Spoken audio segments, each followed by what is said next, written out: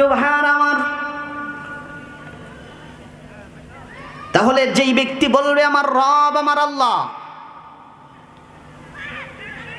শুধু এতটুকু বললে পরে হবে না, সুম্মা ইসতাকামু, অটল থাকতে হবে। কি থাকতে হবে?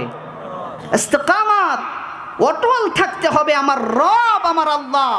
কারণ আল্লাহকে রব বলে স্বীকার করার পরে বান্দা দুনিয়ার মাজার গাজার উপরে ভরসা করতে পারে?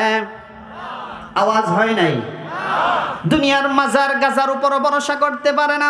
বান্দা ব্যবসার উপর ভরসা করবে না, ক্ষেতের উপর ভরসা করবে না, গাভীর উপর ভরসা করবে না, জমির উপর ভরসা করবে না, ফসলের উপর ভরসা করবে না। আওয়াজ দিয়া বলেন তো দেখি, একমাত্র ভরসা করবে বান্দা কার উপরে?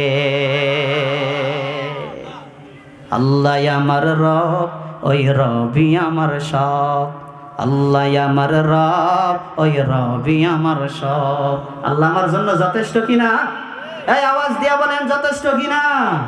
আল্লাহ আমার রব, ওই রবি আমার সব।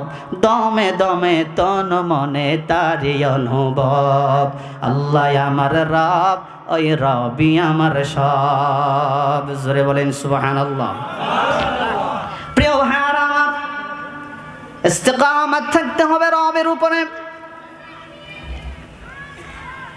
কারণ আজকে এই রবের সাথে যদি দুনিয়ার জিন্দেগিতে মুসলমান, রবের সাথে যদি আপনার পরিচয় হয়ে যায়, কবরের জিন্দেগিতে কোনো ভয় নাই, হাসরের জিন্দেগিতে কোনো ভয় নাই, মরণেও কোনো টেনশন নাই, কোনো ভয় নাই। কারণ আমার রব হলো আমার আল্লাহ। আমার আল্লাহ, আমার রব হচ্ছেন আমার আল্লাহ, আমরা হচ্ছি বান্দা।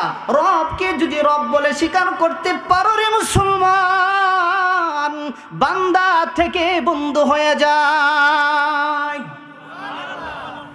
বান্দা থেকে বন্ধু হওয়া যায়।